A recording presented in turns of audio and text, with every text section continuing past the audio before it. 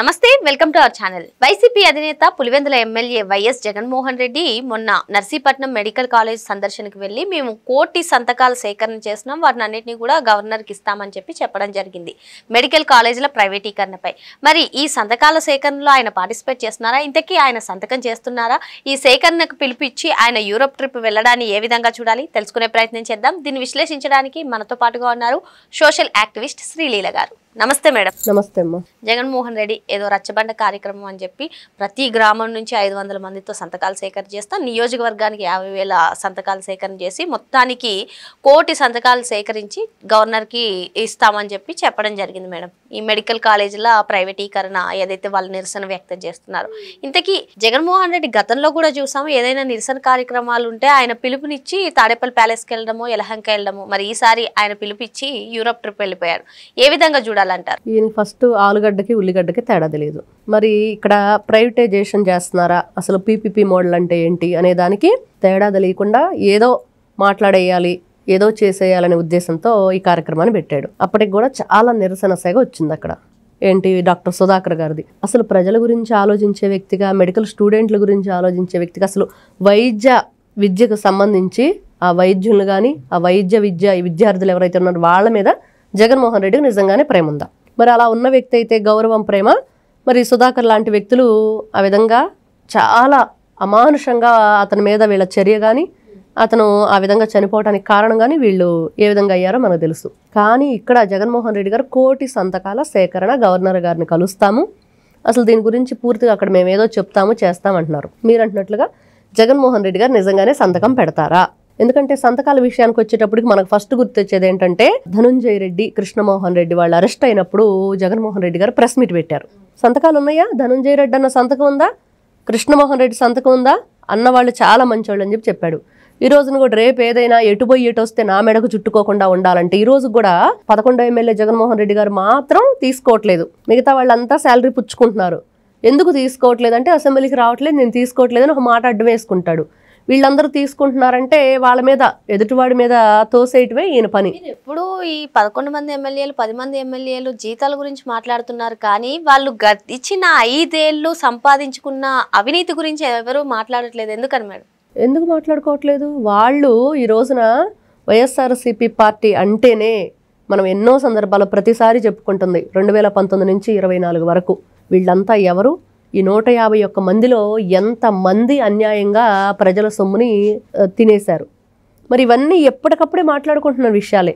అసలు ఈ ఎమ్మెల్యేలు ఎవరు, వీళ్ళ పేర్లేంటి, వీళ్ళ నియోజకవర్గాలేంటి, ఈ 11 మంది ఎక్కడున్నారంటే అందరికి తెలిసింది ఇద్దరు. 11 ఎమ్మెల్యే జగన్మోహన్ రెడ్డి, 10వ ఎమ్మెల్యే పెద్దిరెడ్డి రామచంద్రారెడ్డి. అంతకుమించి ఎవరే తెలుస్తున్నారు మనకి?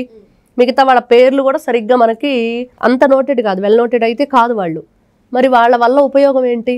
అసలు అసెంబ్లీకి వచ్చినా ఎప్పుడన్నా వాళ్ళ మొహాలు చూద్దామన్నా కూడా అసలు ఎవరు వీళ్ళంతా, గతంలో ఏం చేశారు, ఇప్పుడు ఎమ్మెల్యేలుగా ఏం చేస్తున్నారంటే ఎవరు చెప్పలేని పరిస్థితి. కనీసం ఆ నియోజకవర్గ ప్రజలకైనా 10 మందిలోకి వెళ్ళి వాళ్ళ మంచి చెడ్డ కనుక్కుంటే వాళ్ళ విషయాలు వాళ్ళకు గుర్తుంటాయి.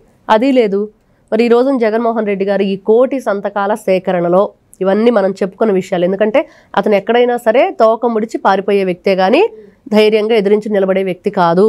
ఇప్పుడు వీళ్ళు అధికారం కోల్పోయినప్పటి నుంచి చూస్తున్నాం, ఈ 16 నెలలుగా అన్ని ప్రోగ్రాములు పెడతాడు, ఈయన యలహంక ఎగురుతాడు. ఎప్పుడు ఏ ప్రోగ్రాంలో వచ్చి ఆయన పార్టిసిపేట్ చేసింది లేదు. వాళ్ళ ముందు యువత పోరు అన్నాడు, రైతులకు అన్నాడు, ఏది చేసినా కూడా రాడు. గంజాయి బ్యాచ్ని పలకరించడానికి వస్తాడు, ములాఖతులకు వస్తాడు.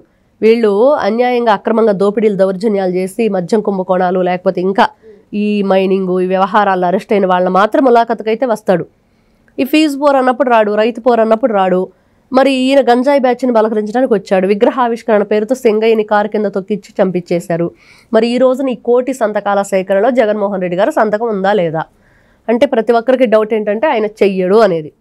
ఎందుకు చేయడంటే రేపు ఎటుపోయి ఎటు వచ్చినా ఈ కోటి సంతకాల సేకరణ చేసిన వాళ్ళ పేర్లు ఈ రోజున కోర్టు కూడా మొట్టికాయలు వేసింది గట్టిగా. ఏమని? అసలు ప్రైవేటైజేషన్ అంటే ఏంటి, ఈ రోజున ఇక్కడ జరుగుతుంది ఏంటి, పీపీపీ విధానం ఏంటి, ఆ మోడల్ ఏంటి అనే దానికి తేడా తెలియని మీరు మరి ప్రభుత్వం దగ్గర డబ్బులు ఉంటేనే కట్టాలన్న దాంతో మీరు ముందుకెళ్తే అసలు ఎప్పుడు జరగదు. అది మెడికల్ కాలేజీలు పూర్తి అవ్వవు.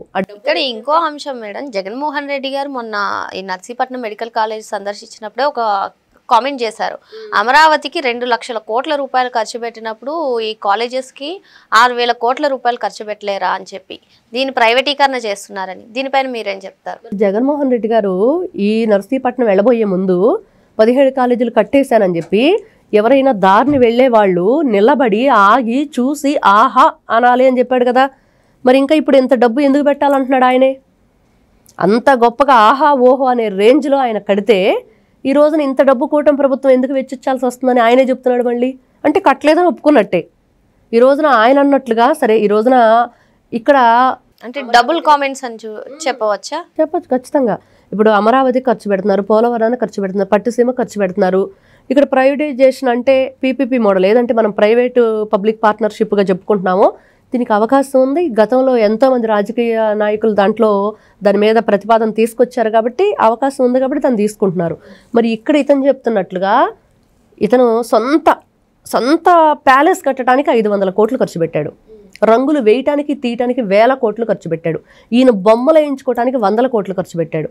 మరి ఆ డబ్బంతా పెట్టినట్టు ఈ రోజున ఈ 17 మెడికల్ కాలేజీలు ఆహా ఓహో అన్నట్లుగా రెడీ అయిపోయాయిగా. మరి దానికి సమాధానం చెప్తాడు జగన్మోహన్ రెడ్డి.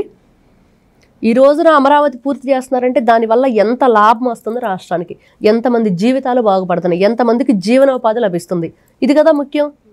మెడికల్ కాలేజీల వల్ల లేదా అంటే ఉంది ఖచ్చితంగా, కానీ ప్రైవేటైజేషన్ కాదు పీపీపీ మోడల్ అని చెప్పి మనం చెప్పుకుంటున్న దాంట్లో మరి ఎంతమందికి వైద్యం విద్య అన్నీ అందుతున్నాయి దాంట్లో, దానివల్ల ఎంత ఉపయోగం ఉంది అనేది కూడా మనం ఈ రోజున చెప్పుకోవాలి కదా.